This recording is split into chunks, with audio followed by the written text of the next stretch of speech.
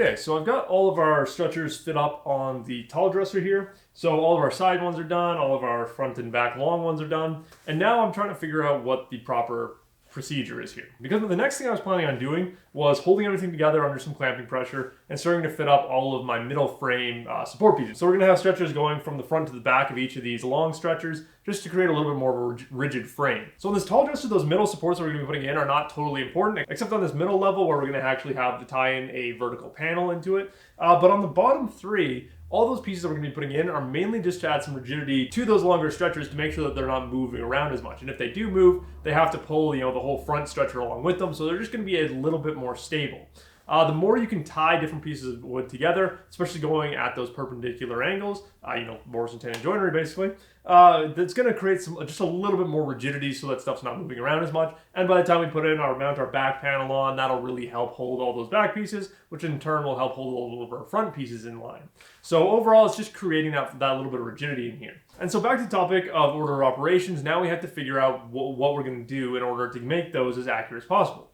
Because the trick is now, even just the way I have this together, our sides are all pretty solid together. The joinery is overall pretty tight. And so I'm thinking that the next logical step in this process is going to be getting all of our side panels done on all four of these pieces. Because that way, once I have all of my side panels solidly together, it's going to be a lot easier. I don't have to worry about having clamps on all these sides, and I can just get this whole side section assembly done. That way, when I'm trying to do the overall glue up of each of these pieces, I'm not trying to fight with these long stretchers while having wet glue and clamps on all these side pieces. It's just going to make a lot more sense if I just get these sides done. Then I can work on the internal stuff that's going in between the sides. I'll have these two solid structures to work against compared to now where I'm having loose structures and having stuff shifting around going at weird angles. If I just have two solid structures and I'm building out the internals in between them, that's going to be a lot easier.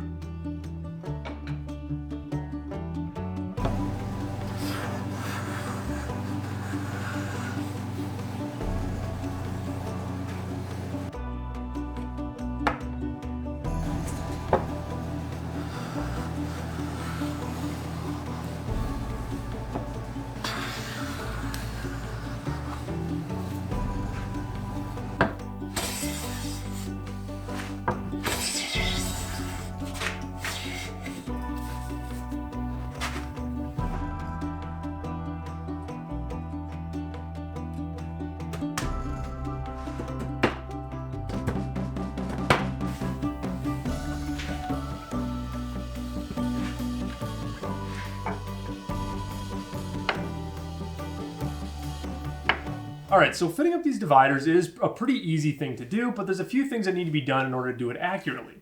So right now I'm working on the nightstands, and the thing about this is all four sides of these nightstands are basically identical in the way the pieces have been milled, the joinery that's been cut, and the way that they've been fit up. They're all extremely close in size. In fact, when I measure from top to bottom, they all come out to 21 3/16, so we're just under, right, rounding up by about a 32nd of an inch. So they're really, really close to each other, but that 32nd of an inch, it doesn't really matter when we're roughing out the piece, but when you start doing a tight fit up, that's where it's going to really come into play.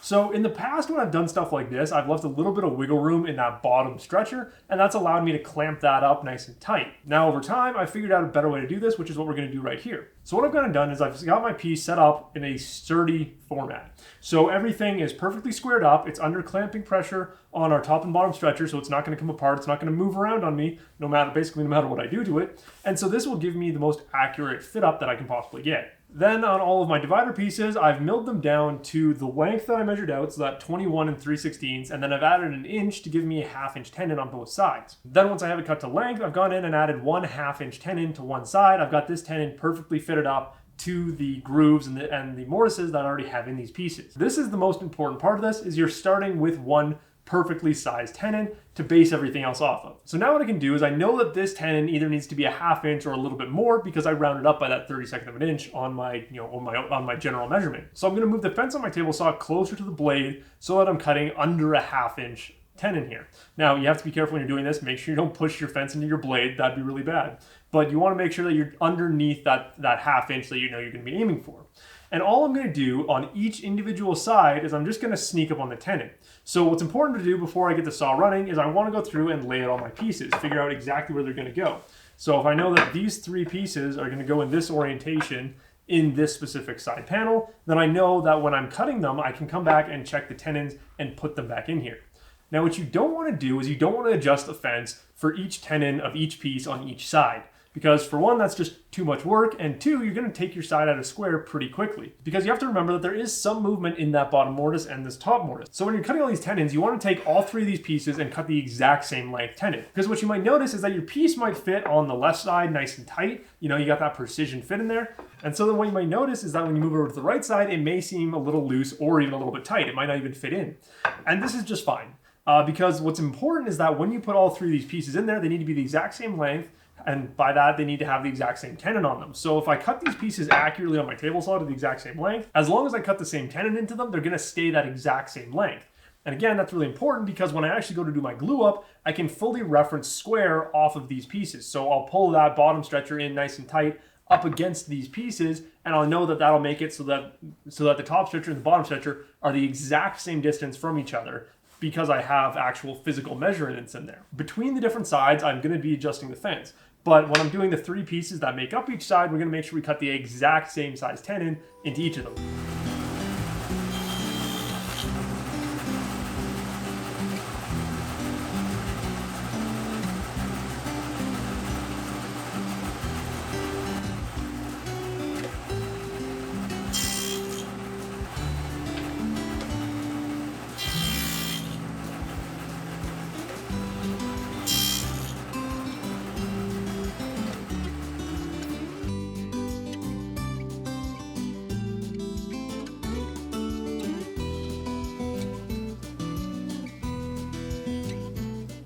Okay, so we've got all of our vertical dividers that are going to go into our side panels. I have no idea what the actual proper terminology for these things is called, so I'm just going to call them dividers because they're dividing up our side panel into smaller sections. So I've changed up my plan of what I was going to originally do with these, and I think it's going to work out a lot better, and this is purely because I own a drum sander that we're going to be doing it this way. Now that I have everything fitted up, I know that everything fits well against the legs here. I'm going to disassemble everything, and I'm going to start by just gluing up this outside frame. Then once that frame is completely dry, then we can go and pass it through the drum sander to get it perfectly flat on both sides. Then we'll run around the inside with a rabbiting bit to create that recess for our walnut panels that are going to go in here. Then to hold the walnut panels in, I'm going to use my 23 gauge nailer and some 1/4 inch strips of white oak or maple, whatever I kind of have lying around the shop, to just tack them in place. Same way that you would theoretically put a glass panel in here if you wanted to. It's also just going to make the glue up of everything a lot easier, because then all I have to worry about when I'm gluing up my side construction is that I just have to worry about aligning all of my tenons. I don't have to worry about these long ones slipping out and fighting with those while trying to get my back maple ones going across. And I'm only dealing with the stuff going across, and I've got this nice solid structure to, again, lean everything else up against. So it's going to make it a lot easier. And this is one of those things that I'm trying to figure out how to do, because up until this point in the project, we've been kind of dealing with all 4 pieces at once, milling a whole bunch of pieces, cutting a bunch of joinery all at the same time, just kind of mass producing. Now that we're starting to get into some pieces that need to be specifically fitted into certain locations, just due to the way wood works, we need to start treating each piece individually. So although I'm going to be working on similar components at the same time, so right now I'm just going to be working on the tall dresser and the wide dresser at the same time, because again, they're fairly similar components, and I've got enough clamps to get all of these together fairly easily. Then while the glue is drying on these, then I'll start working on the nightstand. Then I'll just kind of keep bouncing back and forth, because the nice thing about the nightstands is they're both pretty much identical in every way. Every measurement, everything about them is the exact same, so most of their components are going to come out similarly enough that I can still work on them together. Whereas with these two, it's going to very much so be a case of, building things specifically to them.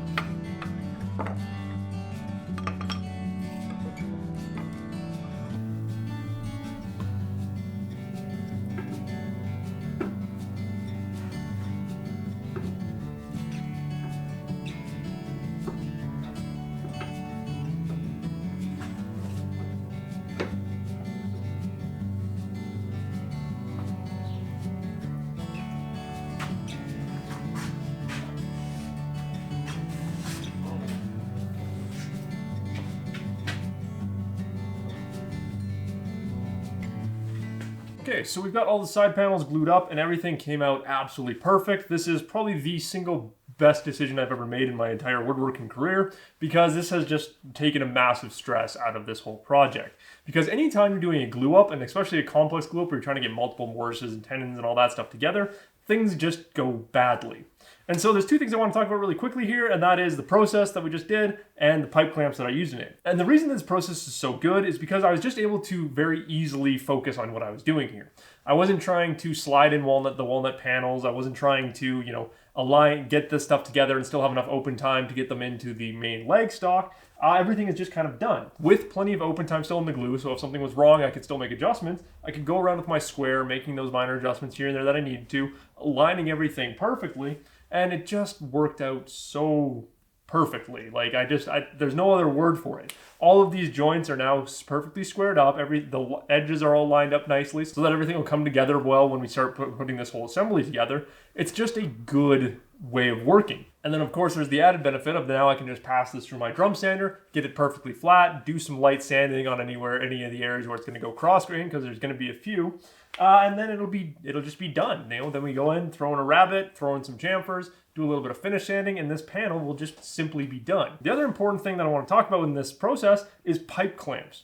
Now, when I first got into woodworking, and even still somewhat, I very much so thought that I had to go out and buy the best clamps out there, which in most people's opinions are the Bessie Revo K-bodies, the really nice parallel bar clamps that are anywhere from $50 to a couple $100 a piece, depending on what length you get. So they're super, super expensive. But now I'm realizing just the pure value of pipe clamps. Because up until today in my shop, the longest clamp I had was 48 inches.